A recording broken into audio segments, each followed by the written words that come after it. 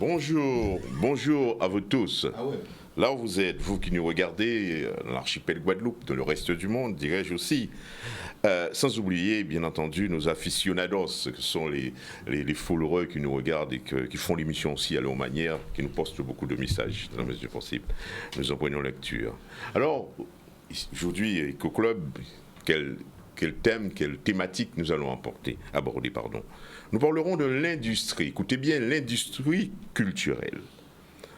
Alors, nous aurons bien à définir le contenu, mais disons donc dès maintenant, pour lancer le sujet, la thématique, c'est un concept ou une expression utilisée abusivement dans les lieux de pouvoir, dans les instances politiques, notamment à des moments de festivité, par exemple pendant le carnaval. Eco Club s'intéresse donc du contenu du concept, c'est-à-dire qu'est-ce qu'on y met là-dedans, quel contenu dans le contenant, comme j'aime si bien le dire. Est-ce la musique? Est-ce l'art? Est-ce le cinéma? Est-ce la littérature? Ou est-ce l'ensemble de toutes ces productions? Nous parlerons de la visibilité, de l'utilité sociale de ces productions, utilité notamment en période de morosité économique. Donc, quelle utilité en période de crise? C'est une question qui est posée. Que dire de l'accompagnement institutionnel du secteur de la culture? Est-ce que l'offre culturelle est efficiente, attractive? Peut-on parler de demande culturelle? La production, est-ce un métier ou un simple loisir, je dirais, pour les auteurs? La culture, plus largement, est-elle une fonction économique? Et peut-on parler de l'industrie culturelle véritablement en Guadeloupe? En d'autres termes, est-ce rêve ou réalité? Vous le comprendrez donc aisément, téléspectateurs, téléspectatrices, notre thème d'aujourd'hui, ce dimanche, l'industrie culturelle, on en parle.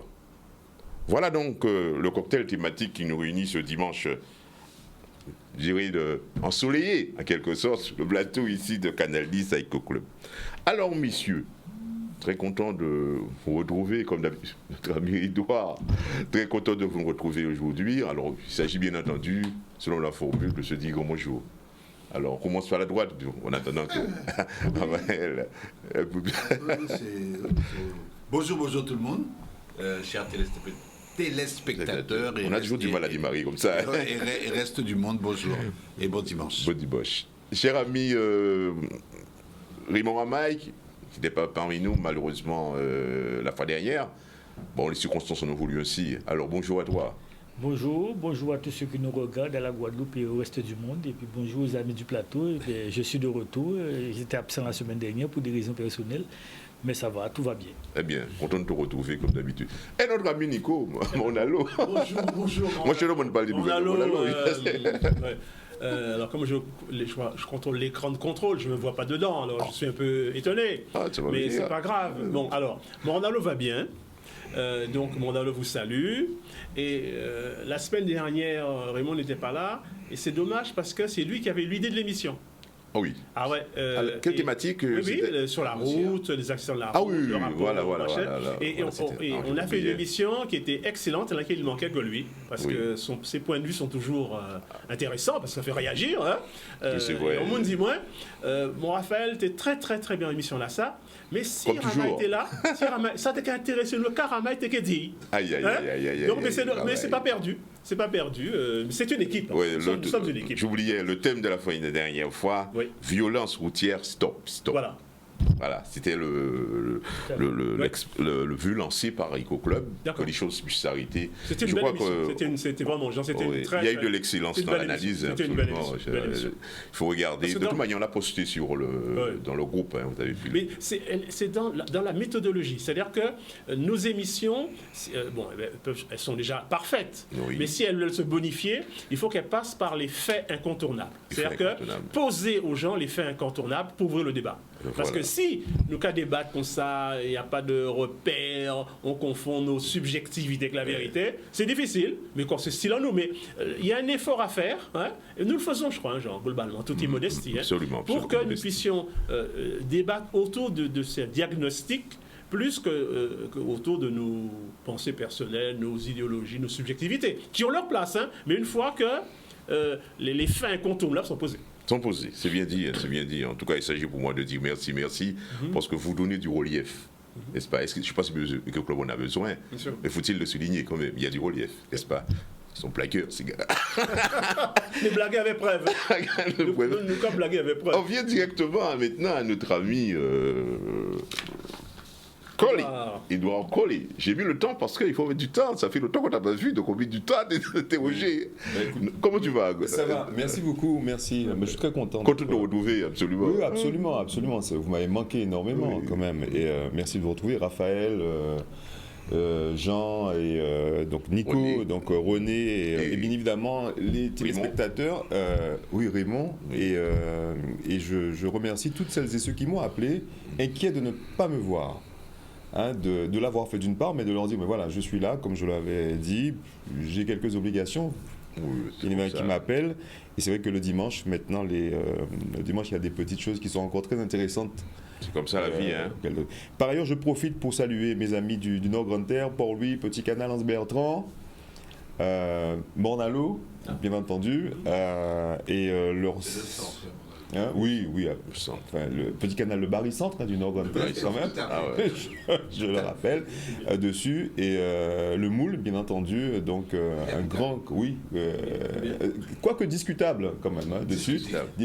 Discuté. Et pour moi pas négociable. Hein, non négociable. Donc, je pense que le Moule, c'est plus la Riviera du Levant que... C'est une histoire. Ouais, et c'est une grande histoire dessus. Et quand même aussi un salut à l'âme de José Guédu, je salue à toute sa famille, véritablement, toutes mes condoléances émues, attristées. José, je l'ai connu, José, on a pris le temps de discuter ensemble, on a pris le temps de rigoler ensemble, à ses collègues d'une société bien connue de Jarry, donc à sa famille, donc à toutes celles et ceux qui ont participé de peu ou de loin, donc à ce qu'il était, donc au monde du football, bien évidemment. José, tu vas nous manquer énormément. Donc un salut bien bas à cet artiste merveilleux, un homme charmant, agréable. Et c'est vrai qu'il laissera un vide et qui touche énormément sa disparition. Dans les conditions qu'on connaît, touche la Guadeloupe particulièrement. Je salue sa mémoire, je salue son histoire. Hein, footballistique et l'ami qu'il est, l'homme qu'il est, donc le gentleman qu'il est. Salut l'artiste. C'est vrai. On le dit, la vie est ainsi faite. Hein. Malheureusement, on le dit toujours, malheureusement, la vie est ainsi faite. Et puis, en pareilles circonstances, c'est toujours le réflexe d'Eco Club d'adresser les condoléances à tous les amis, la famille de ces magnifiques, de ces excellences aussi, disons-le, de nos manières qui nous quittent, hein, n'est-ce pas? C'est un jour redoutable, mais il faut faire avec. Voilà. Et un petit retour à notre ami René. René nous rejoint. Je peux m'excuser parce que j'étais obligé de me déplacer 2 secondes. Là. Ça, oui. L'appel très urgent. D'accord. Je tenais à m'associer aux condoléances parce qu'il y a quelqu'un que je connais particulièrement bien, donc je connais sa femme très bien, et je tenais absolument à m'associer aux condoléances. Bon. Voilà. Bon, à part ça... Bon, comme bonjour, oui, à part ça, c'est la vie quotidienne. C'est-à-dire, avec ses hauts et ses bas. C'est que ça nous pas voir d'habitude. C'est quand même un certain nombre d'habitants qui a plus ou moins annoncé tout ça et qui arrivent au moins porteurs encore de débats et de tout un certain nombre de problèmes pour bientôt. Et sans te le dire aussi, c'est un petit coup de gueule par rapport à Poema de là. Parce qu'en bien vrai, tout le monde ici ensemble qui a dit ça avance, on est en train de faire. Mais on a l'impression que l'eau là pas avancé côté case. Ça a fait des jours. Il y a la couleur fileté pour payer son bas pour obligé chercher. Heureusement, nous aussi, on n'a pas tout le monde qui nous cite. Et par rapport à l'émonager, ça a posé un sérieux problème. Et puis, ni d'autres régions, ils disent moins qu'on s'efforce, qu'on s'est côté là. Ça, ou même pas un million. Les touristes, ça c'est une forme de. Le tourisme là aussi, c'est par rapport à ça. Et puis en plus, sinon, deuxième, on a bité qui choquait moi, c'est bité à l'eau là qui passait pour bateau de tourisme là. Où c'est, paraît-il, les deux côtés, Martinique et Guadeloupe, là, c'est pour approvisionner à de l'eau. Et au cas où blaguer ça encore, parce qu'il est obligé de venir à Casa pour approvisionner de l'eau, et là, il va venir approvisionner. Tout simplement parce que les contrôles ne sont pas réalisés de manière constante, ou qu'on retrouve de l'eau qui pollue. Si on va réaliser le contrôle là, on va de l'eau polluée. On est mort. Qui considération vous-même ou ni pour l'aspect économique à payer là ça? C'est un problème. Et on a trouvé qu'il y a une forme d'irresponsabilité et qui a coulé tellement facilement qu'on s'y bon, ma foi, qui a gêné moins en l'eau et qui a fait que payer en nous. Ça y est. Non, il ne faut pas nous dire ça y est, parce que nous n'avons ni les compétences nécessaires et nous ni les biens. Il y a un gros problème de responsabilité vis-à-vis des pays, là, ou ni des responsabilités à la fois économiques, politiques, etc. Assumer. Vous êtes rendu compte, on est déjà dans les préliminaires en quelque sorte. Alors, messieurs, vous connaissez bien la formule, et que le club a cette habitude de lancer la musique de cette manière-là, les préliminaires, ces fameux, comment dirais-je, le terme m'échappe, voilà, ces points qui ont marqué la semaine, votre semaine, n'est-ce pas? Donc, qu'est-ce qu'il en est? Moi, je voudrais juste revenir, parce que je voulais le faire, même si René a bien anticipé, sur le problème de l'eau, parce que c'est au stade où on en est arrivé maintenant, c'est complètement scandaleux. J'ai entendu à la radio, donc il y a des touristes qui s'en vont, il y a des plateformes qui refusent de reconnaître la Guadeloupe parce qu'il n'y a pas d'eau. Alors moi, ça me fait penser à deux choses. Soit un pays touristique qui veut faire du tourisme, sa plateforme, son alternative économique de développement, donc problème. Et deuxièmement, et de manière plus profonde, on ne fait pas la Guadeloupe pour des touristes, on fait la Guadeloupe pour les Guadeloupéens. Bien sûr. Donc, et si déjà il n'y a pas d'eau pour les Guadeloupéens, pour les touristes, et que c'est parce qu'il n'y en a pas pour les touristes qu'on s'inquiète pour les Guadeloupéens, il y a un problème un peu quelque part. Et puis, pour être bref, je voulais revenir sur José, parce que c'était un ami frère. Ah bon, j'étais atterré par la manière dont c'est arrivé. Toute mort est une mort, mais ça me permet de dire à chaque fois aux gens, et c'est ma mission un petit peu autour de cette table à tout, c'est le rapport à l'essentiel. Pas peu de temps. La vie est trop courte. Restez avec les gens que vous aimez, dites aux gens que vous aimez, que vous les aimez, prenez soin d'eux, parce qu'on ne sait pas du tout quand, comment ça va tomber. Donc, j'en profite pour vous dire autour de la table que je vous aime. Méritez là quand même, mais c'est incroyable. Moi, ça m'a si trahi cette aventure-là, d'autant plus qu'on devait sortir hier soir ensemble. Et que j'étais chaos technique. C'était bécoué, comme on dit. C'était un gars qui était extraordinaire, on dit toujours ça des gens qui partent. Générosité débordante, comme on dit. Puis accessible. Et comme diraient les gens, il était fort et c'est tout. Et accessible et tout. Et donc c'est un drame. Débordé de vie, de vitalité. Complètement. Voilà. Alors, on y va, Ramaï. Alors, les marqueurs, comme je disais, je cherchais le terme tout à l'heure, les marqueurs de l'actualité. Alors, qu'est-ce que dans la semaine, y a-t-il un point qui a retenu ton attention, sur lesquels tu penses qu'il y a lieu d'en revenir? Il y en a bien sûr plusieurs. On ne va pas tous les retenir. Oui, je tenais quand même à dire un petit mot pour ce qui concerne l'eau. Je suis tout à fait solidaire à ce qui a été dit sur le plateau. Et j'espère qu'un jour, enfin, on connaîtra le bout du tunnel.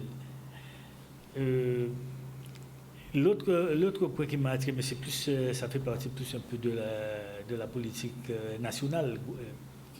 Aussi la Guadeloupe. C'est tout ce qui a pu être dit autour de l'école privée, du ministre qui avait son enfant ou ses enfants à l'école privée, et pensant délaisser, enfin c'est le certain, le public. Et moi, bon, on a beaucoup entendu sur ce sujet-là pendant toute la semaine et aujourd'hui encore, ça continue.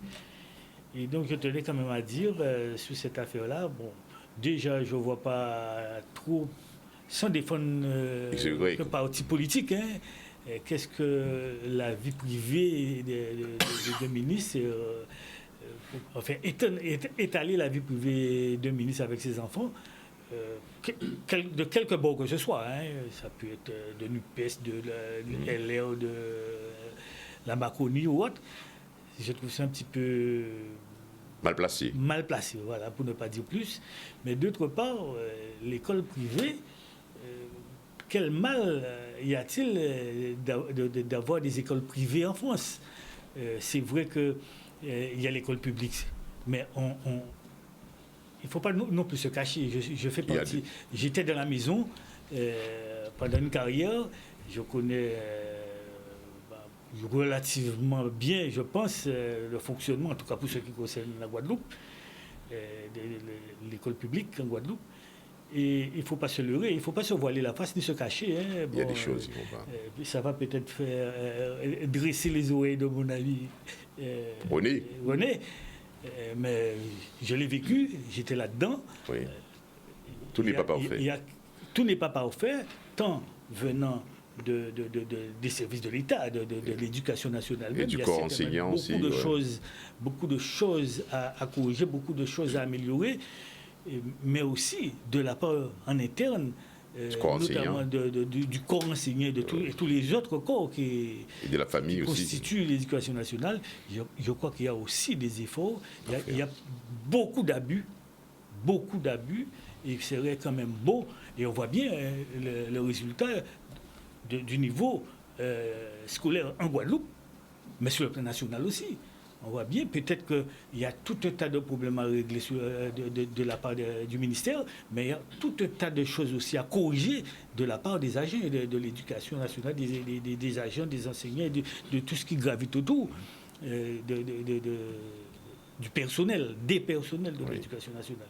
Et donc, je pense que, et notamment pour la Guadeloupe, on parle souvent du niveau scolaire en Guadeloupe, certainement il y a aussi à agir sur ce levier-là. Il ne faut pas se cacher. Il faut peut-être agir sur ce levier-là. Et beaucoup même des enseignants du public en Guadeloupe. C'est une responsabilité collective. Leurs enfants à l'école privée.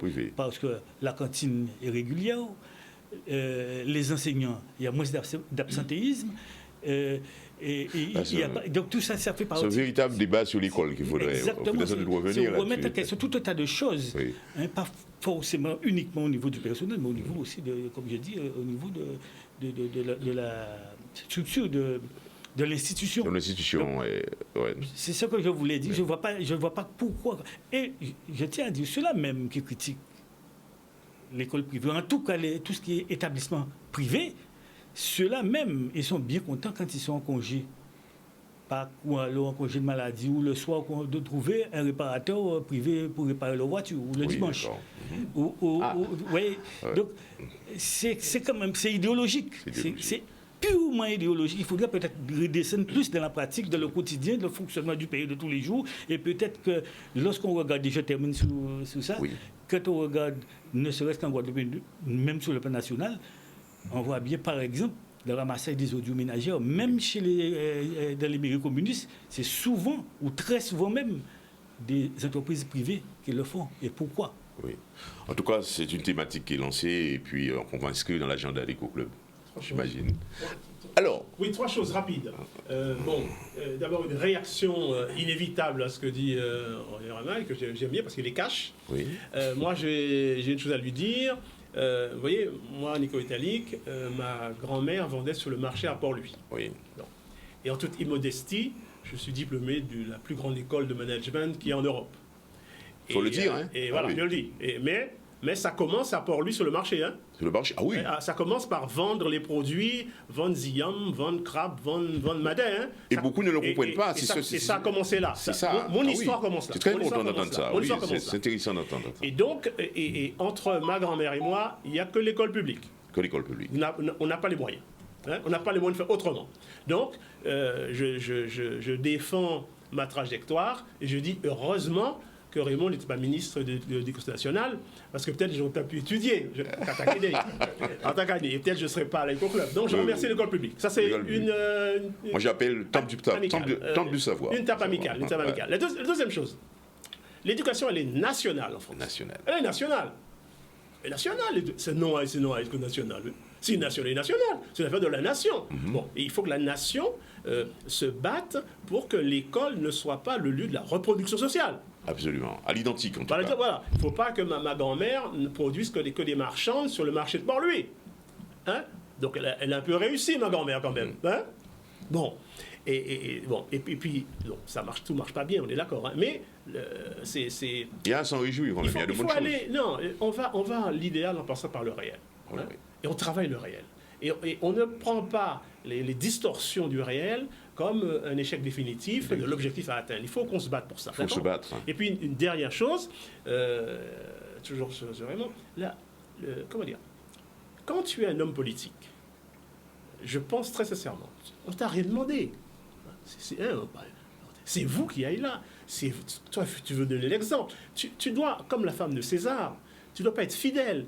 Tu dois être insoupçonnable. Insoupçonnable. Tu es insoupçonnable. C'est plus fort, hein, insoupçonnable. Madame César, il est insoupçonnable. Ouais. Bon, il n'est pas fidèle tout seul. Donc tu es ministre, tu es insoupçonnable. Ça, c'est ma thèse à moi. Bon, Macron est en train de détricoter ça. Mais je crois que c'est un bon idéal. Voilà. Bon, ça, c'est pour la réaction amicale et fraternelle. Parce que, en fait, quand on n'est pas là, il me manque. Vous voyez, hein? Absolument, ça se voit d'ailleurs. Bon, ça permet la dialectique et le débat. Bon, ensuite, et moi, ce que j'avais à dire aujourd'hui, c'est que j'ai déjeuné, j'en rentre ma vie, au Cabana Beach, samedi midi. C'est exceptionnel. Excellent. Aïe. Je vous dis, franchement, à tout point de vue, c'est exceptionnel. Hein? C'est-à-dire que un jeune de Guadeloupe qui a 35 ans, qui a une affaire comme celle-là, avec une vingtaine de salariés, tout tourne parfaitement. C'est la sécurité sociale. Non, c'est pas vrai, c'est pas exact. Moi, je peux te dire. Non, moi j'ai le rapport. On va entrer dans une contradiction là, dans laquelle je ne veux pas rentrer. Non, j'ai le rapport. Il y a tellement de thèmes à aborder. J'ai le rapport complet. J'ai le rapport complet du contrôle organisé par l'État sur le lieu. Ils peuvent rien dire. Ils peuvent rien dire. Mais il faut nous parler un jour de ça. Nous parler un jour de ça. Donc l'affaire... Bon, mais je ne veux pas qu'on rentre là. Non, c'est pas en direct. L'affaire est belle, Et tout le monde vient là. Et comme dit Bernard Ayotte, tout le monde est ici. Tout le monde est ici. Donc vous en faites pas. Bon, on reviendra là-dessus en profondeur. Alors, juste une chose. On laisse la priorité à... C'est bien, Nico, en tout cas, on reviendra là-dessus. Je prends note. On va fabriquer un thème là-dessus. Oui. Depuis quelques week-ends, je côtoie le Nord-Grande-Terre, vous l'aurez compris. Ah oui. Et je vais à Port-Louis. J'ai de la famille à Port-Louis. J'ai vu une chose magnifique à Port-Louis. C'est la plage. Les gens. C'est magnifique. C'est presque à la limite même, c'est indécent tellement c'est un joyau, c'est sûr et certain. Et puis j'ai vu des gens aussi qui abîment tout ça. Ah oui, ça c'est la délinquance. Je ne sais pas moi. Peut-être qu'il y a une relation entre les choses, je ne sais pas. Ce n'est pas moi qui l'ai dit. Mais c'est vrai qu'il y a besoin, effectivement d'une certaine paix pour lui déjà d'une part. D'accord. Et aussi de cohabitation entre différentes effectivement opérations. Et là, par moment, il y a des cohabitations qui sont un peu tendancieuses. Mais force est de constater, c'est que la quiétude qui existait à Port-Louis doit continuer à exister. Et ça, c'est fondamental. Et je peserai de tout ce que je suis pour que cela existe. C'est bien dit, on en comptera. Alors, très rapidement, on reviendra, parce qu'on me fait signe pour la pub, parce que, oui. Je ne veux pas revenir là-dessus. Mais c'est un thème qu'on reviendra là-dessus. Oui, ce thème-là, si je reviens là-dessus, il faut que ce soit beaucoup plus complet que ça. Il faut que je parle de la politique. Il y a des choses à dire. Il faut que je parle de la politique de la mairie, de ce qu'elle a trouvé, de son projet sur tout le littoral. Et il faut que je parle de l'opposition que la mairie a posée à deux autres personnes avant, qui étaient autorisées toujours par le même maire qui était précédent, des Corses, et un autre Guadeloupéen qui avait même l'appui du Premier ministre, tout simplement parce qu'il y a une politique d'aménagement du territoire, et en particulier de la bonne côtière de Port-Louis, qui est en place et qui doit être mise en place. Deuxièmement, il ne s'agissait pas non plus de fermer le canal Albiche, mais de le déplacer. Ça, mais je ne reviendrai pas. Quand on viendra sur le fond de l'affaire, je viendrai avec tout ce qu'il me faut comme document pour pouvoir expliquer. Bon, je ne vais pas faire le procès avant le procès, puisque le procès a déjà été fait, et on viendra. Donc, non, ni l'affaire du canal. Pas l'affaire du canal. C'est pas mon problème. Pas de tribunal médiatique. Protection de l'environnement, protection du trait de côte. Mais pas de canal. Pas de tribunal médiatique. Je n'entrerai pas sur... La seule chose que je voulais dire par rapport à ce que... La pub. Oui. La pub déjà. Oui, on nous signale la pub. Donc je ne peux pas intervenir là-dessus. Mais très rapidement, c'est dire à Raymond que en Guadeloupe, nous n'avons jamais fait une bagarre entre le privé et le public. La preuve, les grands mouvements que nous avons menés, notamment pour le rectorat, il y avait dans l'intersyndical des enseignants le syndicat CFTC des travailleurs chrétiens qui était là. Donc nous n'avons jamais fait ça. Pourquoi? Parce que nous savons très bien qu'en Guadeloupe, problème à l'école, au-delà des problèmes à le public et le privé, c'est un problème de fond. L'école française savent parfaitement former l'élite, mais par contre, ils ne savent du tout préoccuper de la grosse masse. Et c'est ça, gros problème là, qui nie son problème de fond, son problème d'échec scolaire, qui a mené à l'illettrisme et à l'échec. Et ces problèmes de fond là, ça qui sont problèmes essentiellement pédagogiques et de contextualisation de l'école, qui a posé. En ce qui concerne les ministres là, ils ont posé une question, ils répondent très à côté de la plaque. Puisque au lieu de dire que oui, si vous n'avez pas de problème, c'était pour besoin familial, etc. Et il a parlé il a attaqué l'école publique. C'était Gouye là qui a été dit. En tout cas, c'est dit, je crois que nous serons revenir sur ces thèmes-là, parce qu'il y en a beaucoup. Parce qu'on me fait signe maintenant d'une page publicitaire. Vous le savez très bien, télévision pas marcher sans publicité. Discussion extrêmement tendue. Pendant la page publicitaire, la discussion extrêmement tendue sur le plateau. En fait, c'est ça, EcoClub. L'échange des thèmes, c'est comme ça. Alors, messieurs, nous poursuivons les réactions à propos très rapidement. Nous venons directement au thème. Un petit commentaire dans le prolongement de ce que disaient René et Raymond par rapport à l'éducation nationale. Il ne faut pas oublier, je reviens à le fameux classique de Bourdieu, Passeron et Bourdieu, qui est un document, une Bible pour nous tous. Que la définition même de l'école depuis le Code Napoléon, c'est l'écrémage par le haut. C'est former des élites de la République, pour la République, et donc de la reproduction sociale. Le but de l'école n'a jamais été, même si nous tous passés par là, et que c'est grâce à l'école que nous sommes ce que nous sommes, et que ta grand-mère était, mon grand-père était pareil. En 3 générations, on arrive à quelque chose. Mais ce n'est pas pour autant qu'il y a du renouvellement, de la rénovation sociale. Il y a de l'évolution dans la lutte des classes institutionnelles, mais il n'y a pas de révolution dans la lutte des classes sociales. Donc on reste dans un schéma propre à l'éducation nationale, qui est donc de favoriser des élites, des élitismes, et donc là-dedans, il n'y a pas de remise en cause d'un schéma global, historique, canal historique.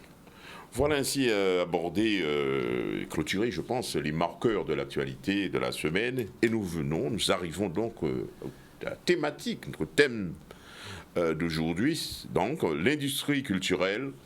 On en parle, messieurs. Alors, il est important, vous le savez, c'est une expression utilisée, je tentais de le dire, abusivement, me semble-t-il. Abusivement, notamment dans les lieux de pouvoir, dit-on, et même aussi dans les instances politiques. On pense aussi en cette période de carnaval. Alors, on va devoir dire réellement le contenu de ce contenant, qu'est-ce qu'on met dedans? Parce que souvent la musique, l'art, le cinéma, la littérature aussi. Alors, je ne sais pas par qui commencer, je ne sais même pas. Alors, qui ouvre le bal? Comment? Allez-y, Nico. Non, moi qui est sans doute celui qui est le moins pensé la question parmi vous, parce que j'arrive là. Moi, je commencerai par un distinguo entre l'opium, le divertissement, et les stratégies de développement économique. Parce que souvent, on nous a opposé, on nous a donné, soi-disant, la culture, une sorte de prétexte à gesticuler, déconnecté de la réalité économique et des affaires. De territoire. Voilà, on nous laisse le champ on va dire, du divertissement, entre guillemets, hein, ils appellent ça culture, ils appellent que la culture, bon, et d'autres, s'appuyant sur nos réalités humaines, font des affaires. Hein, bon. Avec Kassav en particulier, moi j'aime Kassav, en ce que dans un premier temps, Jacob Desvarieux et surtout Pierre Décimus a réussi à montrer que ce que nous sommes et le génie que nous avons peut nous permettre de nous réconcilier avec nous-mêmes et de parler au monde. Hein, ce geste-là m'intéresse. Hein. Et j'ai eu Pierre Décimus au téléphone hier soir. Ah bon. Ce type-là est exceptionnel, franchement. Ce type-là est exceptionnel. Bon. Et donc, ça veut dire que nous n'avons pas à désespérer de nous, mais il faut faire attention à ne pas être instrumentalisé. Hein. C'est pas le bal, enfin, c'est pas le bal de la briscante. Enfin, faut pas dire ça, c'est méchant. Nous ne sommes pas au carnaval d'autrui. Hein. Il faut que ce soit nous-mêmes, par nous-mêmes, pour nous-mêmes, que la culture, ce qu'ils appellent l'industrie culturelle, soit mise en œuvre. Et il y a de l'espace pour nous et pour parler au monde. C'est pas perdu. C'est pas perdu. Donc c'est une manière, je crois, de lancer le débat. On va faire d'abord Raphaël et ensuite on continuera. Moi, je crois que quand on parle de culture, et qu'on prend l'exemple de la Guadeloupe, c'est le lieu de confusion la plus absolue en termes de niveau d'abstraction et niveau d'organisationnel. Et cette confusion, on la retrouve partout dans la Guadeloupe du fait que l'esprit politique, la volonté politique historique n'a jamais été énoncée. On a le même débat quand on va parler du transport public. Ça a d'abord été spontané, après ça a été organisé plus ou moins machin. On a le même débat quand on va parler des conventions collectives dans la canne, dans la banane, chez les dockers, où le mouvement social a pris le dessus et est allé bien au-delà des différentes volontés politiques. Et là-dessus, pourtant, l'approche est claire. Il y a 3 niveaux, je vais être encore un petit peu scolastique, mais bon, je sais que vous aimez bien ça, et que vous me payez pour ça, quand vous allez me payer un jour pour ça. Vous allez me payer. Il y a 3 niveaux qu'il ne faut pas séparer. Il y a les politiques culturelles. Il y a 2, les institutions culturelles. Il y a 3, des industries culturelles. C'est absolument pas la même chose, même si en Guadeloupe, tout a été fait à l'envers. On a d'abord fait les industries culturelles qui ont eu la prétention de vouloir revendiquer les institutions culturelles et qui ont eu la prétention de vouloir mettre en place des politiques culturelles, alors que ce n'est pas du tout les mêmes niveaux. La politique culturelle, c'est une ambition, c'est une conceptualisation, c'est une vision. Où est-ce que je veux aller? Très bien. Et ce n'est pas spécialement la musique, c'est pas l'amusement. C'est quelque chose de global, de prétentieux. Je dis bien de prétentieux, au sens plus ambitieux, plus noble du terme. Et c'est une conceptualisation d'une vision de valeur stratégique à long terme. C'est quoi notre culture? Et elle est partout. Elle n'est pas simplement dans la musique, dans l'amusement et dans le divertissement public. Ça, c'est le premier niveau. À partir de ce niveau-là, qui n'a jamais existé en Guadeloupe, vu qu'on n'a jamais eu le pouvoir pour la définir, on peut dire d'une certaine manière. Je réduis un petit peu. C'est pas ce qui empêche qu'elle a quand même existé, parce qu'il y a le peuple de l'autre côté. Au deuxième niveau de cette pyramide, de cette fusée à 3 étages, hiérarchiquement organisée, il y a les industries culturelles, qui sont les formes d'organisation institutionnelle qu'on met en place pour donner forme à ces politiques ou à ces directives culturelles. Et les institutions ont pour charge de formaliser tous les objets organisationnels qui permettent de traduire cette vision, cette volonté politique en des choses. Et puis il y a les industries culturelles, qui est le tout venant, tout ce qui se passe. Tout ce qui se passe, tout ce qui se fait, pas que la musique, pas que l'amusement. Il y a aussi les arts, la littérature, il y a aussi un tas d'autres choses, c'est organisé. Et donc tout le domaine de la production. Je crois que je ne vais pas être trop long, parce que je sais qu'on va dire. Le problème de la Guadeloupe, c'est qu'on a fait des industries culturelles, l'alpha et l'oméga de toute la définition culturelle de la Guadeloupe. Et donc de l'amusement public, du diversité. Alors c'est vraiment ça. Et ça devient plus que ça maintenant quand on voit le carnaval. Ça mériterait d'être développé. D'où le thème, on a fait de ça le nec plus ultra d'une prétention, d'une ambition politique qui n'a jamais été reconnue ou définie en tant que telle, ni par le peuple, qui lui veut s'amuser, ni par les élites qui ne savent même pas de quoi ils parlent ou qui ne savent pas de comment ils sont entourés. Donc je crois que c'est bon, je vais m'arrêter là pour l'instant. Il y a une vraie difficulté, et plus que jamais aujourd'hui, il faut qu'on réfléchisse aux institutions culturelles autrement que sur la distribution d'argent n'importe comment, sans finalité, sans contrepartie, et qu'on analyse la plus-value de la culture. Parce que la culture ramène, c'est une dimension économique, c'est pas simple. Et il faut qu'on puisse définir aussi une politique culturelle qui soit à la hauteur de ce qu'on est devenu maintenant. Je ne parle pas de l'eau, mais je parle d'un pays à dimension mondiale. À dimension mondiale. Pays à dimension mondiale. Alors, on poursuit le débat avec Ramaï, cette fameuse, on entend le mot, l'industrie culturelle un peu partout. Moi, je dis souvent, c'est l'usage abusif, en quelque sorte, de la chose. Alors, quelle réaction cela suscite après cette analyse de Raphaël? Raphaël a décrit parfaitement l'état des lieux. Oui, c'est vrai que la politique culturelle, ça mérite d'être organisé un peu plus que ça, que ce qui se fait aujourd'hui. Et puis, il ne faut pas voir la musique, le cinéma, certes, mais aussi la politique culturelle du quotidien. On voit par exemple pour le carnaval, c'est un petit peu bon, le carnaval aujourd'hui, c'est plutôt organisé. On ne peut pas dire que nous avons un carnaval désorganisé, sauf de temps en temps, on voit des petits velléités, des petits groupes, des petits masses. Non coordonnés, non. Tout ça, ça fait partie de notre culture. Aussi, mais c'est pas très, comment dire, très orienté pour pouvoir, par exemple, quand on bloque les rues, je ne pense pas que c'est du goût de tout le monde. Mais en fait, c'est notre culture. C'est peut-être pas une politique culturelle, mais c'est notre culture. Ça fait partie de notre patrimoine culturel. Maintenant, il y a aussi dans le quotidien d'autres aspects du genre, par exemple, les différents ethnies qui composent la Guadeloupe. Ils ont chaque leur culture, tant sur le plan religieux que sur le plan festif, à tous les niveaux, leur culture. Et tout ça réuni, ça fait une politique culturelle à organiser, à mettre une directive pour pouvoir mettre en place et que cette politique culturelle, je dirais endémique, puisse aussi faire partie de cette grande politique culturelle qu'est le cinéma, la danse, la musique. La littérature aussi. Donc la littérature. Donc c'est tout un travail, un chantier, c'est un gros chantier, parce qu'aujourd'hui on fait un petit peu... chacun fait un petit peu... Oui, on nous a choqué.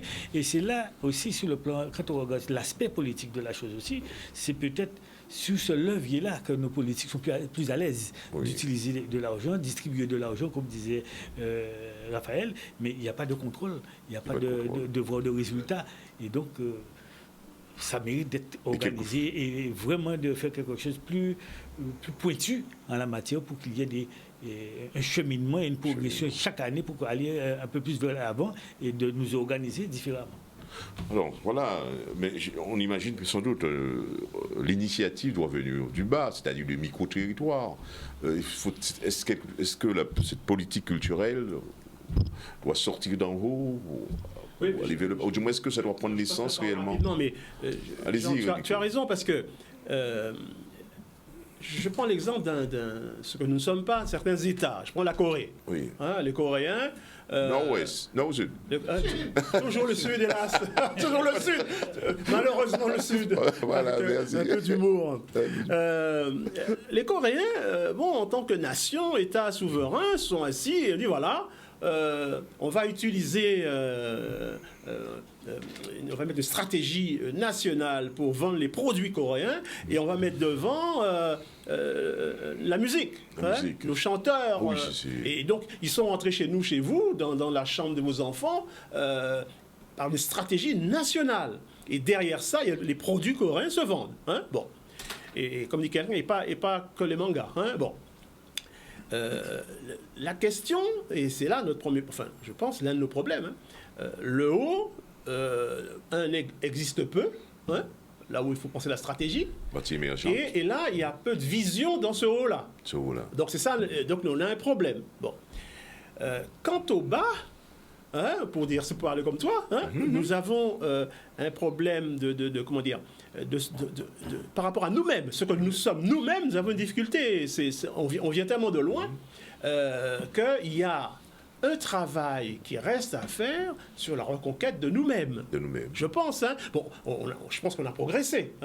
Bon, mais il reste à faire. Il reste beaucoup à faire. Et ça, j'arrêterai là. Je pense que l'avenir de cette question-là, et ça, je vole l'idée de quelqu'un, elle se joue autour du gros cas. Il n'y a pas, je pense que autour du gros cas au sens large du terme, il y a quelque chose en termes industriels, et je le dis exprès, parce que l'industrie dont je parle, c'est celle qui a comme matière première non seulement la matière grise, mais l'innovation qui repose sur ce que nous avons d'humain, pour que nous soyons réconciliés avec nous-mêmes par ce biais, le gros cas, et que nous puissions parler au monde. C'est ça, s'il y a une contribution à apporter là-dedans, en piquant l'idée de quelqu'un, c'est ce que je dirais. C'est bien. Ce quelqu'un, c'est Pierre Décimus. Oui. Je souligne aussi que nous-mêmes, nous associons la production culturelle avec le club. Quand nous clôturons notre émission avec sa vidéo, soigneusement choisie par Nico, c'est bien vous dire qu'il y a là cette association. Alors, sans enfermer juste une minute, René. Juste une minute. Pour préciser, parce que moi, ce que je ne voudrais pas, c'est qu'on enferme la culture dans la musique. Non, par contre, la musique, c'était important, Nico l'a dit, mais... Non, la définition est très très claire. Moi, je me rappelle d'un prof qui ne sait pas sa définition. Tout est culture. Ne rien faire est aussi de la culture. Dormir, c'est culture. C'est Gilles Devereux. Oui, parce qu'il y a différentes manières de dormir et de mourir. Et donc, tout ça fait partie de la culture d'une inscription. Parce que la définition c'était de Gilles Devereux à l'époque. Un illustre anthropologue inconnu français, mais qui était vraiment des dernières des classes structuralistes, etc. Et donc, ce qui est important, c'est de bien comprendre que la culture, elle se lie dans la dimension de l'espace et du temps, des activités humaines. La culture, en anthropologie culturelle, on dit que la culture, c'est l'inscription de l'esprit dans la matière et dans les objets.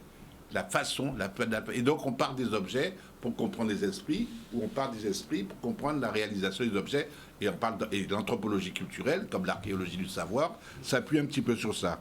Et donc, il y a cette nécessité de saisir les manifestations de l'esprit, donc de la musique, d'accord, mais il n'y a pas que la musique. Dans toute espèce de choses, il y a un tas d'activités en Guadeloupe qui sont fondamentalement culturelles, même si elles ne se revendiquent pas comme telles. Alors reste maintenant à comprendre, à l'intérieur des manifestations culturelles, qu'est-ce qui renvoie à des lignées identitaires locales propres, qu'est-ce qui renvoie à des fibres, à des souches qui viennent d'ailleurs. Le carnaval, c'est bien gentil, mais c'est judéo-chrétien, c'est complètement judéo-chrétien. La fête de Noël, tout ça, oui, ça a été assimilé, instrumentalisé, récupéré par nous, mais la source originelle, c'est pas nègre. Il n'y a pas de carnaval en Afrique, hein. Enfin, elle le dit. Oui, mais si, d'abord. Ouais. Donc, il y a toute une... Il faut qu'on soit plus rigoureux et plus exigeant que ça si on veut avoir la prétention de dire qu'il y a une culture guadeloupéenne. Il y en a une, hein. Mais bon, il y en a une, c'est évident. Mais elle ne s'enferme pas dans les artefacts, les avatars de la société de consommation. Bonne condition. Très bien. On arrive à René a réagi par rapport à ses propos avant d'arriver à coller. Si vous voulez, au départ, là, on a parlé d'industrie, on a parlé de toutes les activités économiques autour de qui réunissent tous les facteurs de production, installation, approvisionnement, savoir, c'est comme ça paraît. Tout ça pour produire des biens matériels. Dans le marché. C'est comme ça d'ailleurs tous ces pays colonisateurs-là, originaux, à niveau là ça. Donc, si vous voulez, c'était une sorte de butin qui était, on va parler de l'industrie du textile, de la chaussure, etc. C'était des biens matériels, etc. Ensuite, ça a évolué. Et si vous regardez en France, on a l'industrie culturelle et créative. Oui. Par exemple, constituer une filière même de premier plan à l'économie. C'est pour ça qu'il y a un ministère de la Culture. Le ministère de la Culture. Qui a défini les orientations sur le plan politique. Qui a une grande difficulté. Oui, qui souvent est associé. Assez pris à contre-pied. Mais qui fait le feu avec les ministères de l'Éducation nationale. D'actualité. Oui, donc si vous voulez, et en général, dans ces bidons, ça, dans l'industrie culturelle, il y a mis tout en série bidons. C'est pas Congo. Mais oui, il y a mis architecture, livre, cinéma, musique, audiovisuel, presse, radio, tout ça, puisqu'il n'y a pas participé, jeux vidéo, art visuel, etc., etc. Donc, si vous voulez, nous loin des réalités là, ça. Oui, ça c'est vrai. Nous en culture, tout simplement parce que toute communauté, tout peuple constitué, ni en culture qui a défini l'identité. C'est l'identité par rapport à la vie sociale, les rapports, les moments de joie, c'est tout en culture qui a défini l'identité en peuple. Nous ni ça en pays en nous, et la culture, pas nécessairement faite pour être une industrie. Par contre, les éléments culturels, les bitins culturels, moun parfois qu'a utilisé pour faire à la fois des productions, c'est le cas de la musique, mais c'est le cas pour les livres. Ça nous va balayer. Et parce que les éditions, les éditeurs, les éditions qui décident, ils vont faire partie de l'industrie de la culture à travers la production de livres. Les ramifications, en quelque sorte. Nous ni des éléments qui a dimension, à réalité en nous et à habiter en nous. Le problème là, c'est que nous pas en culture, nous pas en politique culturelle. C'est gros problème en nous. Alors, nous ni tendance à nous parler d'industrie, de parler juste de l'événementiel. Oui, uniquement. Et l'événementiel, son aspect, mais pas ni l'événementiel seulement, ni la production. Son ramification peut-être. Etc. Bon, mais même dans le tourisme, il y a un aspect culturel et à participation à l'économie qui doit être... Donc, si vous voulez, comment nous une politique culturelle qui va permettre justement d'embrasser ces aspects-là, ça, à niveau-là, ça. C'est pour ça qu'en réalité, vous savez, sur le plan culturel, en général, la culture qu'a nourri en particulier des producteurs, des producteurs de culture. Et les producteurs de culture, c'est pour ça que les artistes, pas nécessairement mettez en boîte, en livre, etc. D'abord, des mondes qui... Bon, et parmi les producteurs de culture, on y des artistes, on est aussi des artisans et parfois on est des coquins qui pas arrêté longtemps. Et la production a changé, et essayé... Bon, donc, si vous voulez, la culture lui-même, l'expression culturelle, artistique, etc., il n'est pas nécessairement une industrie en tant que telle. Il est d'abord la propriété des créateurs. Avant tout ensuite... Qui ont une consonance économique qui ouvre. Oui, certainement. Mais par exemple, Carnaval, à l'époque où nous étions plus jeunes, Carnaval, tu allais 3 jours, pas tu allais plus loin. Et ça, Carnaval. À l'heure actuelle, bon, c'est tout un épopée qui a duré. Et là, on voit Carnaval là, qui vient trop tôt, en mois de janvier, mois de février, on l'a dit que Carnaval là coûte. En fait, Carnaval là va déjà. C'est pour ça. Oui, ça a d'autres aspects qui viennent entrer en ligne de compte. Édouard, de cet avis, peut-être? Oui, mais je rejoins René sur tout ce qu'il a dit, puisque c'est un peu la sommation de tout ce qui a été dit. C'est vrai que la production culturelle, elle n'est pas uniquement celle qu'on peut entendre, voir. Que l'on voit tous les jours. Elle est surtout muséographique, elle est dans les bibliothèques, dans les médiathèques. Elle est aussi celle qui est produite justement donc, dans les œuvres cinématographiques. Notamment, je pense singulièrement, sans publicité aucune, le film Nombre, qui est sorti récemment.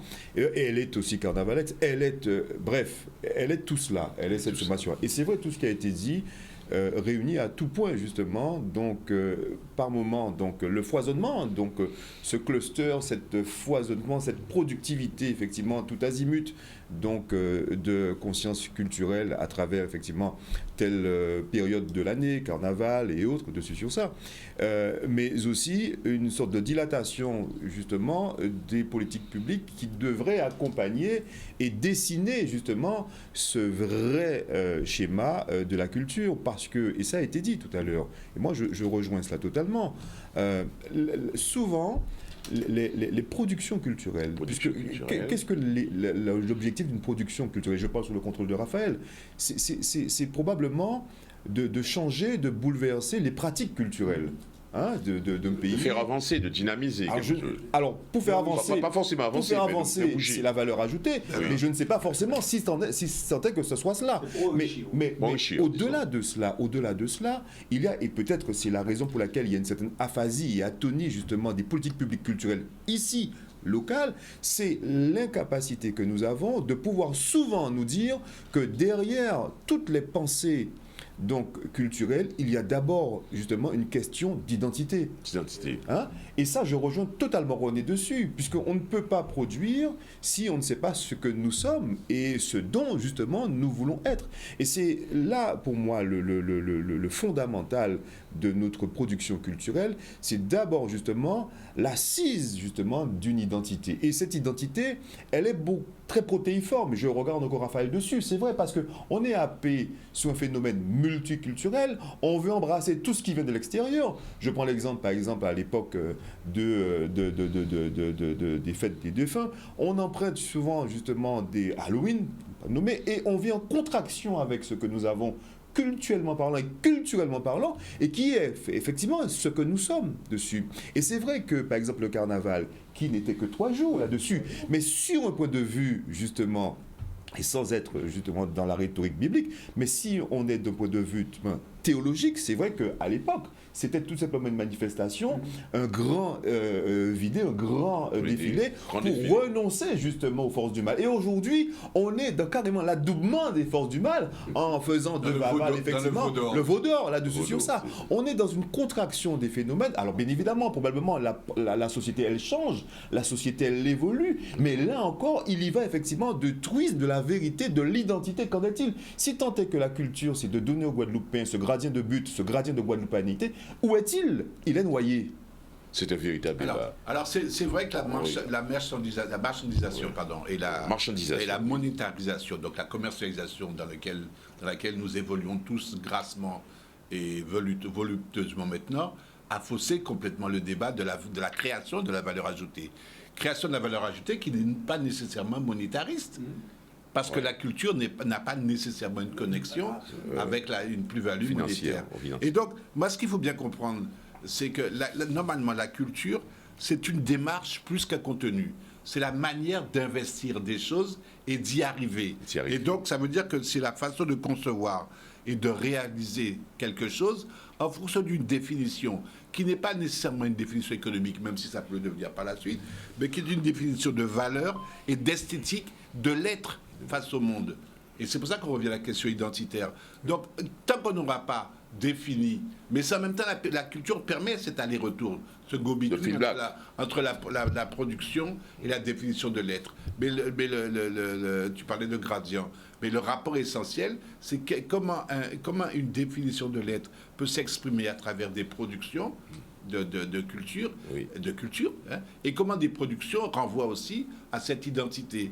Et donc, si on ne pourra pas faire l'économie d'une réflexion permanente, même si elle est court-circuitée par une marchandisation extrême, et qui veut que maintenant, le paraître et le veau d'or prennent le pas sur l'expression identitaire. Et en ce sens, il y a du paradigme de la créativité ici. Mais bien sûr. Qu'est-ce qu'on produit et pour qui? Moi, je pensais beaucoup à la période de crise, enfin, l'utilité même la crise, c'est un objet aussi du carnaval. Oui, alors on me fait signe, sans doute, de la publicité. Il y a beaucoup de coupures, c'est la formule. Publicité, parce que quand on dit pas marcher sans publicité. La télévision, d'une manière générale. Après cette page publicitaire. Alors, messieurs, la question se pose, est-ce que véritablement il s'agit d'artiste, il s'agit de métier, ou du moins est-ce qu'on le fait c'est une activité professionnelle, ou du moins tout simplement un loisir, n'est-ce pas, la production culturelle pour les hommes que nous connaissons, les artistes, les lutteurs. Allez-y. Le temps, quand dit Bougla, quand dit vélo, vin font coup de tambour, au cabaye d'éponge, au balancier, voilà. Et on a mis la geôle, et puis là, au bison, on a cherché pour aller partir vers la briscante. Ça, ce temps-là, bon, non. C'est révolu. Oui, je pense. Par contre, il reste beaucoup à faire. Parce qu'il faut contractualiser. Un artiste est un salarié. Oui. Un artiste est un salarié juridiquement. Un indépendant peut-être aussi. Non, justement non. C'est ça. Non, justement, c'est ça qui est important. Tu sais, quand un artiste fait une prestation chez toi, c'est pas un indépendant. C'est pas un indépendant. La loi dit que c'est un salarié. Donc il fait un contrat de travail et payer des charges sociales. Alors, il y a un contrat, ils sont liés par un contrat. Non, c'est pas un contrat d'indépendant, c'est un contrat de salarié. C'est une information capitale. C'est une notion juridique très claire. Donc, lorsque la Sécu, par exemple, contrôle les associations. Oui, très bien. Et comme on dit gentiment, un tel a joué chez toi, un tel a joué. Et quand tu as dit, oui, un tel vient jouer, un tel vient... Il a dit, oui, d'accord, depuis un. Est-ce que vous payez la SACEM? Bon. Et deuxièmement, il a dit surtout la Sécu, est-ce que vous payez les charges sociales? Vous dites, mais non, payez Bougla. Non. C'est un contrat de travail qu'il fallait faire et payer les charges sociales. Donc, ça semble bien, c'est très important sur le progrès de la perception de ce que c'est que la prestation artistique. Bref, je ne suis pas un agent de la Sécu. Mais en tout cas, faites attention. Hein, prenez conseil. Voilà. Disons, prenez conseil pour régler cette question-là. Bon, ça, c'est moyen. Bon. La SACEM est médiatique là-dessus. Oui, aussi, la SACEM qui a contrôlé aussi. Moi, ce que je voulais dire, pour revenir un peu, recentrer un peu sur ma pensée, c'est une fois qu'on a mis de l'ordre dans le carnaval d'autrui, et qu'on a compris que finalement, il y a des gros enjeux personnels, collectifs du pays par rapport à sa culture. Et il faut se battre pour régler cela, pour progresser là-dedans. Hein? Bon. Pour arriver dans la question de l'industrie, parce que c'est ça ton débat, il y a une industrie ou pas? Oui. Bon, il faut mettre de l'ordre, il faut professionnaliser, tout ça. Bon. L'industrie, on a dit que c'est un terme impropre, d'accord? Mais dans la classification des activités en secteurs, il y a le quatrième secteur, hein, l'imagination, l'innovation, tout ça. Alors peut-être que là, ce qu'on veut dire, c'est comment, sur des bases de matières, incorporelles, spirituelles, pour parler comme Édouard Collet, hein, ces matières-là, comment peut-on faire des produits et des productions? Hein? Bon, ça, il y a un champ ouvert, et je redis ça. Sachez bien que si demain, on parle de la Guadeloupe à l'échelle planétaire, dans l'industrie culturelle, ce sera à cause du Goka. Le Goka, non pas en tant que musique seulement, hein, mais le Goka en tant que culture, en tant que tout ce que l'industrie du Goka. Demain, c'est cela. Et je finirai par vous dire quelque chose de crypté.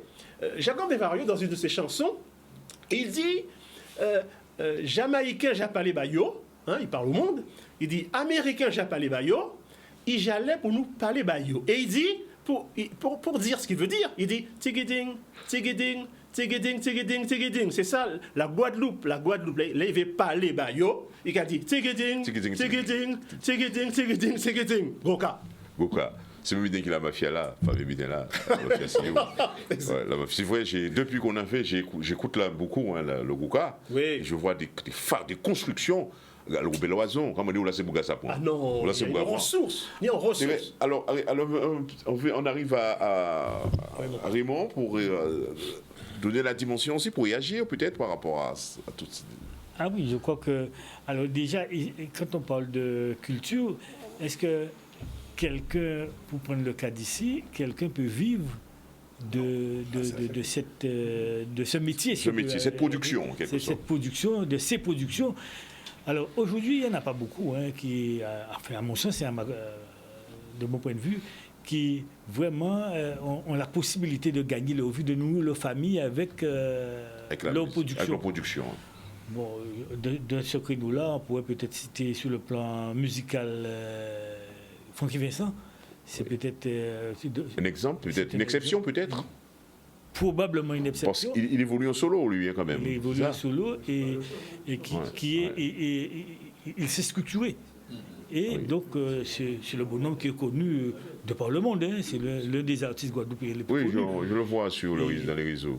Donc, il s'est structuré. Et je me rappelle même, pour faire l'anecdote, c'est un petit peu de ma promotion. Et lorsqu'on était à Bainbridge, il avait fait sa première musique qui parlait de Lavaboula et tout ça. Et c'était très pornographique. Oui. Et puis, on se moquait de lui. On disait, mais quand on fait là, ces chansons mal élevées, ça ne va pas passer.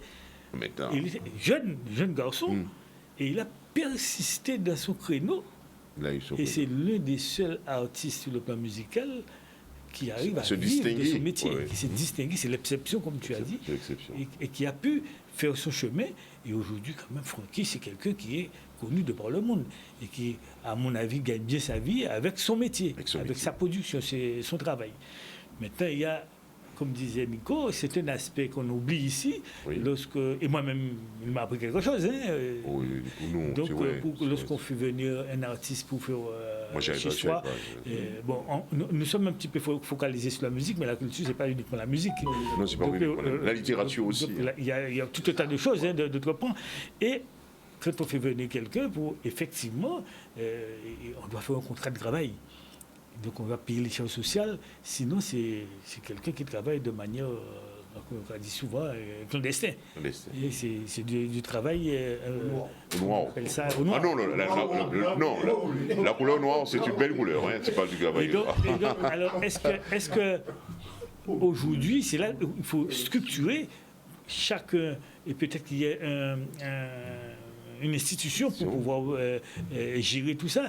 Et lorsqu'on parle des intermittents, on a vu que les intermittents, c'est un gros morceau. Aujourd'hui, les intermittents qui coûtent, enfin, selon de là où on se place, et qui coûtent cher à la nation. Parce que les intermittents, ce sont des gens qui vont travailler, le cotisation sociale, tout est en bonne et due forme avec un contrat de travail. Et quand ils ne travaillent pas, il faut quand même les payer. Et c'est là où, je termine. Et c'est là où on voit toute la difficulté d'organiser la profession et le prix que ça coûte. À toi, merci. Pour compléter les propos de Raymond excellemment, c'est vrai que la Guadeloupe, Nico parle du gros cas, et bien évidemment, on ne peut pas ne pas oublier les figures de proue qui ont promu le gros cas à l'échelle qu'on connaît aujourd'hui. Ah oui. Patrimoine. Patrimoine de l'humanité. Mais force est de constater que c'est vrai que la production, et les petites entreprises donc de production culturelle, ces clusters là-dessus, elles sont tout azimut. Et il y en a tellement que c'est une richesse non négligeable et non négociable dessus. Il faut la prendre en compte. Il faut totalement la prendre en compte. Parce que d'autant, je me répète, qu'elle est un ingrédient d'une identité. Une identité qui ne doit pas se perdre, qui doit exister et cohabiter avec d'autres cultures et qui existent dans le monde. Cependant, tant que l'homme produira, il ne pourra pas le faire sans les équipements qui y sont nécessaires. Et je pense singulièrement, c'est vrai qu'on parle effectivement de musique, mais je rappelle quand même que la culture, la production culturelle n'est pas que ça. C'est aussi bien les musées, c'est aussi bien le bibliothèque. Et pour revenir à ces musées, quand même, je regarde en Guadeloupe, il y a des musées qui sont quasiment à l'abandon. Il y a des scènes artistiques qui n'existe quasiment pas. Le Centre des Arts. Le Centre des Arts. Vous avez l'archipel qui essaie un peu de sortir de terre un peu là-dessus à faire des travaux colossaux. Vous avez Robert Loison qui arrive quand même à tenir. Mais il y a effectivement des équipements, il y a des scènes, il y a des tribunes, des structures qui ont besoin véritablement de vitalité, de soutien financier. Et puis, l'une des grosses structures muséographiques de la Guadeloupe, qui est celle du Memorial Act, dont on connaît qu'effectivement que la vraie filmologie qui est à l'intérieur quand on y va, ou ceux qui ne sont pas encore, allez-y, il y a des questions qui se posent quand même quand on y va. Je ne retrouve pas ce que je pensais m'attendre, un lieu de mémoire qui parle de ce que la Guadeloupe a vécu, de ce que les Antilles a vécu en termes de traite négrière. Je ne trouve pas cela. Je reste sur ma faim. Il y a véritablement une production politique culturelle qui manque et qui est là aussi dangereuse parce qu'elle reste encore, elle bégaye et elle nous fait hésiter sur justement ce pas historique que nous devrions avoir avec ces lieux mémoriels. Et puis, bien entendu, quand on regarde ce qui se passe à l'extérieur, comparaison, peut-être raison par moment et peut-être logique là-dessus. Je prends l'exemple de ce qui se passe avec le Puy du Fou, qui est un événement mondial aujourd'hui. Le Puy du Fou est un événement mondial. Et qui parle de l'histoire de la Vendée, qui parle de l'histoire de la Vendée. Nous avons ici, en Guadeloupe singulièrement, des lieux géographiques hautement culturels où des choses se sont produites. Ne serait-ce que par exemple le débarquement de Christophe Colomb. Écoutez, je prends cet exemple parce qu'il me vient comme ça. Donc à Cap-Esther. Ne serait-ce pas intéressant de pouvoir le mettre en scène, ne serait-ce que d'un point de vue touristique et de valeur ajoutée et de permettre justement de construire la sémantique culturelle à nos enfants. Beaucoup de nos enfants que vous interrogez sur les phénomènes historiques de notre pays ne connaissent pas du tout grand-chose là-dessus. Ce serait intéressant de faire revivre effectivement donc les grands marrons qui parcourent le boulevard des Héros dessus sur ça, de refaire revivre chaque période de l'année. C'est très beau les retraites en flambeau, c'est très beau effectivement de temps en temps effectivement l'éveiller ceci, mais refaire revivre cette histoire-là. Oui. Genre, ça c'est important et c'est une valeur ajoutée non négligeable pour la Guadeloupe. Donc oui, il y a besoin. Il y a une production culturelle en Guadeloupe qui existe. Elle est protéiforme, mince, elle existe quand même. Il faut la canaliser, il faut l'encadrer, il faut la susciter, mais surtout, il faut la financer. Il faut la financer, c'est de l'argent, c'est il faut la financer. De la guerre. Disons. Et bien évidemment, et cela participera à nous créer une identité, une vraie identité. Puisque le folklore, la culture guadeloupéenne, ce n'est pas uniquement le zouk, ce n'est pas uniquement la musique, ce n'est pas que le danser. C'est beaucoup d'autres choses qui malheureusement est éludé, gommé à cause de ce que nous ne pouvions pas mettre en œuvre correctement. C'est pluriel. C'est pour ça que Kassa, c'est pas une école de danse, c'est d'abord on bêtait mon qu'à manger. Ouais, c'est ça. C'est la force de ça, c'est ça. Et il faut que le gros cas de la culture au cas, ce ne soit pas uniquement les 7 rythmes, mais peut-être une façon d'être, une façon de penser. Essayer de décliner ça. Par exemple, et j'en finirai, moi ce que j'aime bien dans le gros cas, c'est que c'est le danseur qui commande la musique. Ah oui, parce que... Mais on secret de Guadeloupéens à dire au monde. Le lionnage entre les deux. Oui, mais dire... Non, nous Guadeloupéens, les nous dans ces gros cas, c'est pas la musique qui nous fait danser. C'est le danseur... Qui fait la musique. C'est le danseur qui fait jouer la musique. Qui fait jouer la musique. Et donc, ça veut dire que nous sommes capables, nous, en tant que Guadeloupéens, de faire des choses exceptionnelles.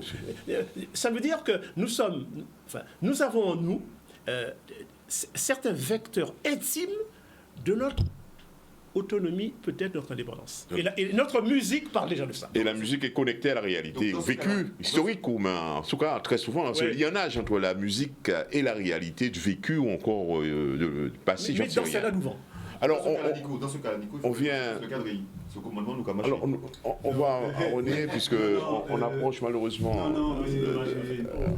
Non, mais ça Nico t'a dit par rapport à Dansela, c'est surtout la relation là entre Dansela et Makela. Parce que c'est Makela qui doit suivre Dansela et répondre à la provocation à Dansela à niveau là, ça. Et c'est toute synchronisation. En soirée vocale, on dansait et on marquait par affronter à niveau là, ça.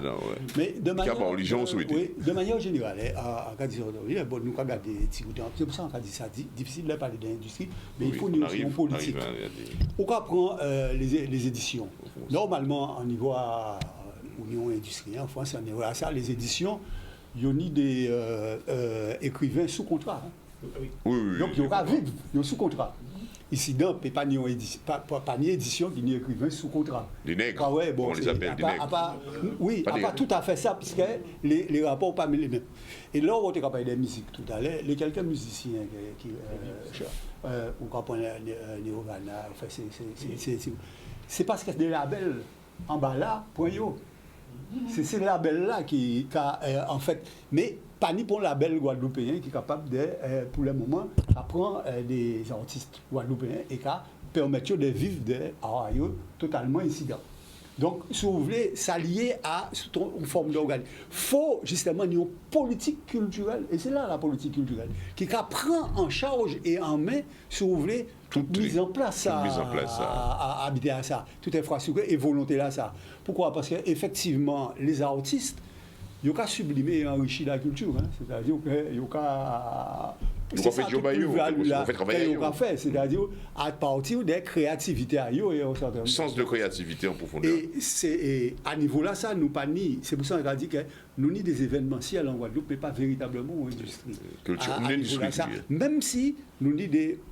Attends, Niso, tu as parlé l'autre jour là, tu as expliqué qui genre, au niveau de la musique, la belle Liso là, puis on met un certain nombre d'hectares. Et qu'après ça, il a arrêté ça parce qu'il dit que quand l'industrie, le disque, la vente du disque et DVD, a pas ou TP produit, il pas rentable encore, tout ça, il les a tombés. Bon, donc, au cas où qu'à niveau là, ça, ni tout on travaille, on réflexion à faire. Et il faut ni effectivement des politiques culturelles qui sont mises en place.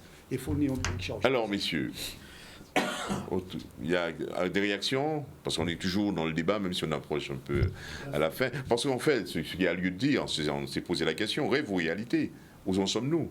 Est-ce que nous sommes dans le rêve, ou du moins est-ce qu'on se rapproche, ma foi, d'une construction dont on a du mal à déterminer les contours, mais qui indiscutablement pourrait nous conduire à dire que voilà, un beau jour, l'industrie culturelle existe.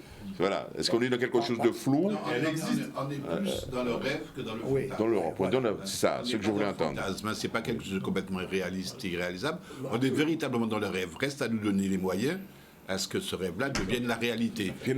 C'est pas du fantasme. Moi, ce que je voudrais rajouter simplement, c'est des choses un petit peu que... Oui, c'est vraiment le fait de comprendre que la culture s'inscrit dans un rapport qui n'est pas momentané, événementiel, c'est un rapport historique. C'est un rapport à l'espace et à le temps d'un pays. Et que cette culture-là, par définition, elle est codée. C'est une lecture codée, cryptée. Alors on dit idiosyncrasique, pour prendre des mots importants.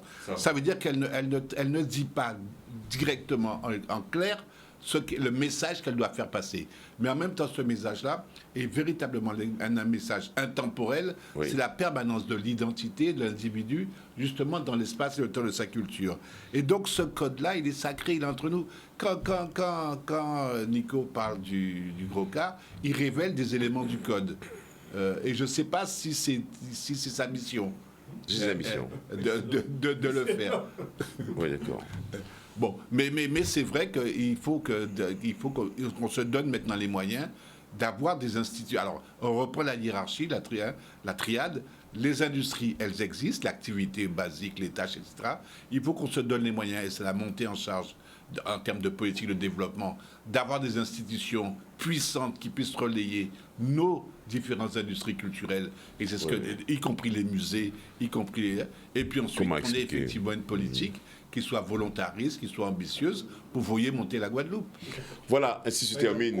Comédiens guadeloupéens, est-ce qu'ils vivent les acteurs? Des comédiens, est-ce qu'il y a des comédiens professionnels? Les trois quarts des comédiens. C'est ça, l'industrie culturelle, on en parle. Alors, comme d'habitude, nous allons clôturer notre émission avec, je dirais, une vidéo. Nico, présente ton... C'est la première fois qu'il n'y aura pas de musique. Ah, peu importe. Alors, bon, c'est une façon de rendre hommage à tous ces hommes et femmes qui font la culture du pays, on va dire de Alex Nabis à Pierre-Edouard Decimus, en passant par Léna Blou. Donc je vous pose 3 minutes d'une conférence de Léna Blou sur le gros cas de Bigidi. Vamos a ver, momentito, on va voir. Un petit moment, on va voir ce que c'est. Vous voyez. Donc quand j'allais à l'étranger, je me retrouvais avec des Japonais, des Italiens, des Américains, des Africains, des Caribéens. Et je leur disais de danser la musicalité du mot Bigidi, sans expliquer qu'est-ce que ça veut dire en créole, ni que ça vient du gros cas, Bigidi. Et j'étais à chaque fois impressionnée de voir que ces danseurs étrangers, complètement absents de la culture Ka, reproduisaient Bigidi. Je me suis dit, mais c'est pas seulement un mot magique, c'est un mot qui réveille une inscription millénaire qui appartient à l'humanité. Parce qu'en fait, le Bigidi, il est guadeloupéen, ok, mais il est universel parce que tout humain a connu un déséquilibre dans sa vie. Il n'y a aucun humain sur cette terre, sauf peut-être celui qui voit, qui entend les couleurs. Il n'y a aucun humain qui n'a pas connu une rupture. Mais ce qu'il y a d'intéressant avec la Guadeloupe et le Gros Ka, et peut-être ce que nous pouvons apporter au reste de l'humanité, parce que tout humain, le Bigidi apprend que nous devons accepter l'imprévu et faire corps avec. Nous devons simplement nous adapter, ne jamais faillir. Nous avons le droit de trébucher, nous avons le droit de flancher, mais nous n'avons pas le droit de tomber. Bigidi. J'ai pas entendu. Bigidi, mais pas tombé. Parce que lorsqu'on regarde le monde, Les dogmes géopolitiques sont hautes, sont déplacés. Les grandes orientations politiques et culturelles sont incertaines. Et surtout, ce qui me fascine, c'est que la nature, l'imprévisibilité de la nature des grands territoires, vous ne trouvez pas que ça ressemble de plus en plus à nos cyclones, leurs tempêtes là-bas, là? La seule chose, c'est que nous pouvons leur rappeler les mystères de l'improbable et redonner toute la puissance de l'être humain en disant « Ayez confiance, vous avez les ressources, vous avez toutes les stratégies de la ruse. » Parce que lorsqu'on regarde le danseur de Goka, qu'est-ce qu'il fait? Il esquive. Quand il s'arrête, c'est comme la vie. On attend que le cyclone passe.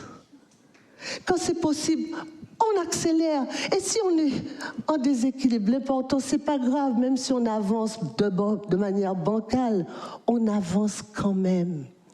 La suprématie de l'équilibre, cette verticalité parfaite. Mais lorsqu'on tombe, on est mort. Il vaut mieux avancer sur un sable mouvant, être toujours dans une dynamique de rebondissement. Et j'ai envie de dire simplement que le bigidi de la danse Goka, du danseur de les roses, est peut-être la solution créative pour affronter les obstacles du XXIe siècle.